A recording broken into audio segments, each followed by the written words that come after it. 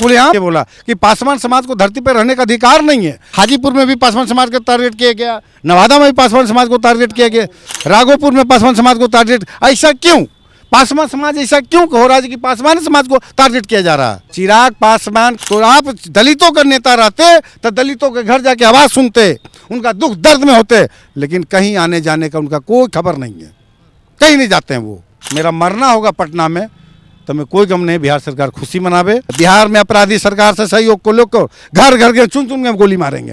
अपराध बेलगाम हो चुका है, चुन चुन कर मैं खुद मारूंगा, मेरा ये चुनौती है। एक ऐसा सेना हम लोग हैं कि चुन चुन के मारने वाले हैं।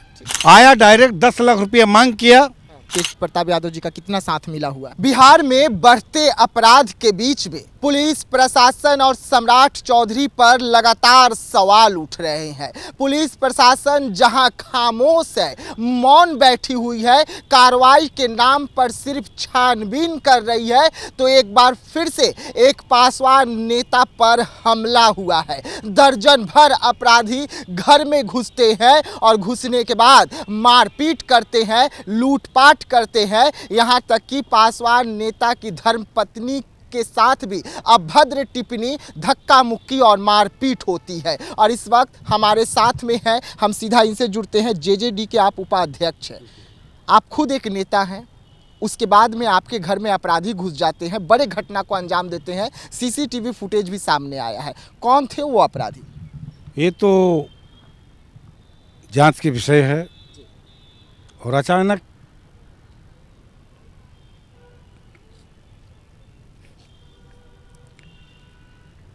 रूम में आकर 12 बजे सबसे पहले तो हमें धक्का मुक्की किया। मेरा गला के सोना के चैन था वो छीना, इसमें अंगूठी था वो छीना, और यहाँ पड़ी पंजड़े में 2-3 फेंट मारा।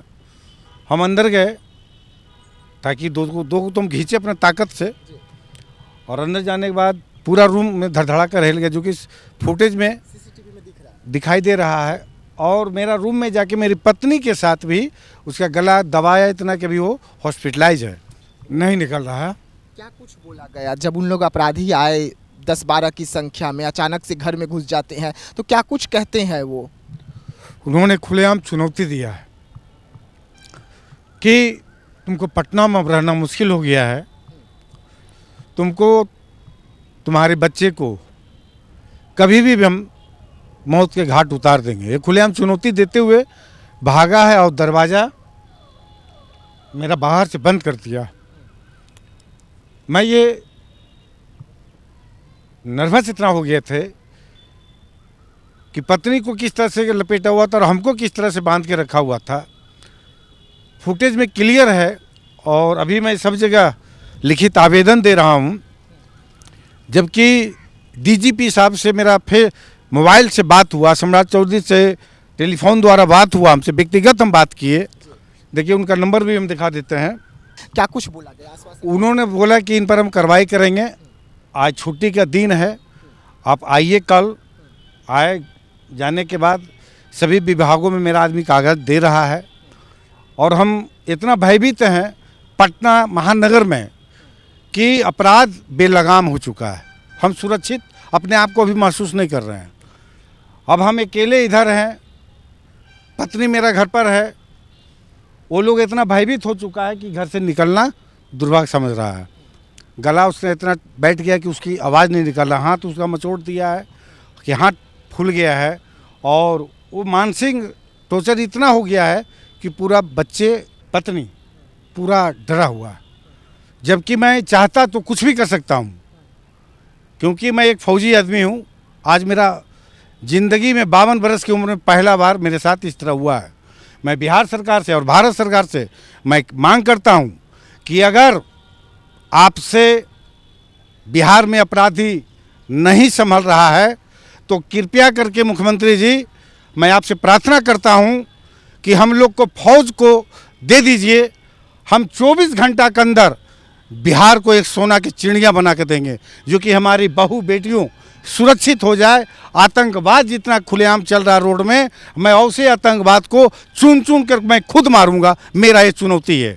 लेकिन जब अपराधी 10 के 12 की संख्या में आपके घर में घुसते हैं, आपके साथ मारपीट करते हैं, आपकी धर्मपत्नी के साथ मारपीट करते हैं, तो उनकी मांग क्या कुछ थी? सिर्फ लूटपाट के इरादे से आए थे? आया डायरेक्ट 10 लाख रुपया मांग किया, बोला तुम नेता ज़्यादा बन गए हो, तुम अम्बेडकरवादी हो, तुम बहुत तरह के तुम संस्था चलाते हो। मैं ऐसे ऑल इंडिया समता सैनिक दल के राष्ट्रीय अध्यक्ष हूँ, जो कि भारतीय संविधान के अंदर डॉक्टर भीमराव अम्बेडकर का ये ट्रस्ट है। 14 तारीख को अम्बेडकर जयंती मनाए थे।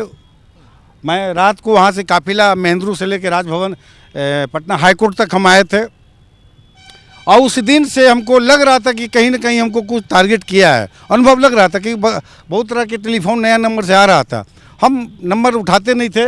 लेकिन जो 21 तारीख को रात में हमारे साथ हुआ, ज़िंदगी में पहला बार कि बिहार सरकार को मेरा चुनौती है, एक यार निवेदन कहिए, कम से कम फौज को मौका दे दीजिए, आपका भी मान सम्मान रहेगा और बिहार के जितना जनता है उसका भी मान सम्मान रहेगा।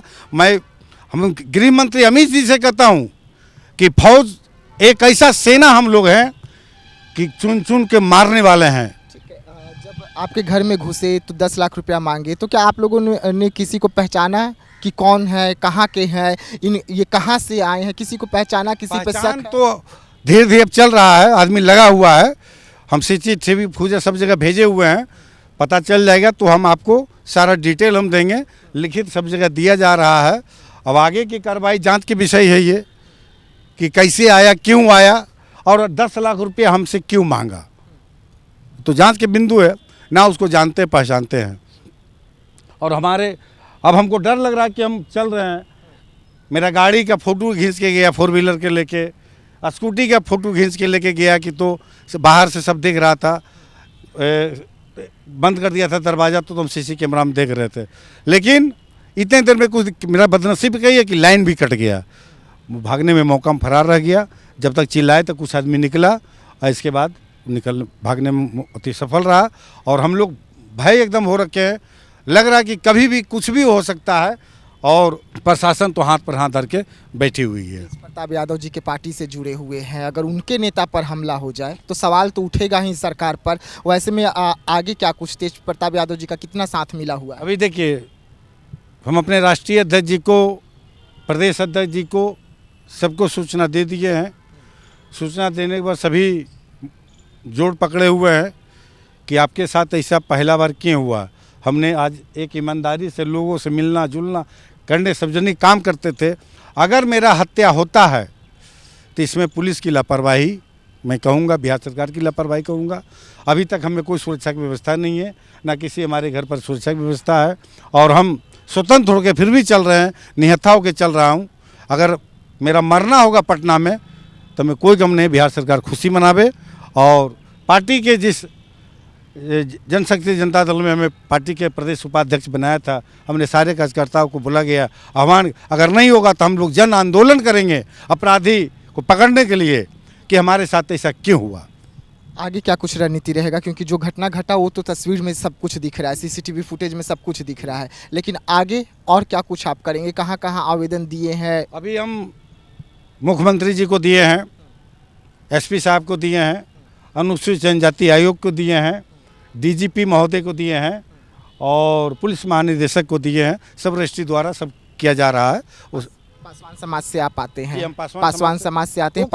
खुलेआम वो शब्द बोल के बोला कि पासवान समाज को धरती पर रहने का अधिकार नहीं है, तुम कैसे यहाँ जिंदा रहे माधर चो, तो गाली दे के बोला हूँ। मेरी पत्नी के देखिए CC कैमरा किस तरह से पकड़ा हुआ है, किस तरह से गाली गलौज कर रहा है, ये तो खुलेआम बोल रहा चला गया चुनौती करके। ये तो हम पूरे बिहार के पासवान समाज को कहते हैं कि अब आ गया समय जागने का, जागिए और अपने समाज को एकता मजबूत बना के अपराधी मुक्त अभियान बनाइए। लगातार पासवान समाज पर हमला हो रहा है, पासवान समाज पर लगातार पासवान समाज को हाजीपुर में भी पासवान समाज को टारगेट किया गया, नवादा में भी पासवान समाज को टारगेट किया गया, राघोपुर में पासवान समाज को टारगेट। ऐसा क्यों? पासवान समाज ऐसा क्यों हो रहा है कि पासवान समाज को टारगेट किया जा रहा है? बिहार सरकार से मैं जानना चाहता हूँ। चिराग पासवान तो आप लोगों के नेता है ना, सबसे बड़े नेता है चिराग पासवान जी नेता हैं, हम उनका बाबू जी के बॉडीगार्ड थे। चिराग पासवान तो नेता उनके रामविलास पासवान के पर्सनल बॉडीगार्ड थे। हाजीपुर से हम लोकसभा का इलेक्शन लड़े हैं तो आप दलितों का नेता रहते तो दलितों के घर जाके आवाज़ सुनते, उनका दुख दर्द में होते, लेकिन कहीं आने जाने का उनका कोई खबर नहीं है, कहीं नहीं जाते हैं वो। अब स्वर्गीय रामविलास पासवान जी के साथ रह चुके हैं। हम उनको रेल मंत्री थे तब रहते, खाद्य मंत्री थे तब थे उनके साथ, उनका पर्सनल बॉडीगार्ड थे, कहाँ बैठना, कहाँ उठना, कहाँ खाना, कहाँ, हम तो उनसे ज़्यादा जानते हैं। चिराग पासवान से हमसे ज़्यादा जानते हैं, लेकिन बन गए मंत्री। संजय पासवान मेरा मित्र था, भी जो गन्ना मंत्री है, एक साथ बैठते थे, एक साथ खाते थे, तब नसीब की बात है। आगे रणनीति देखा जाएगा। कहावत है सर पे जब जिस दिन में कफन बांध लेंगे उस दिन मुक्त अभियान हम चला देंगे। मेरा चैलेंज है।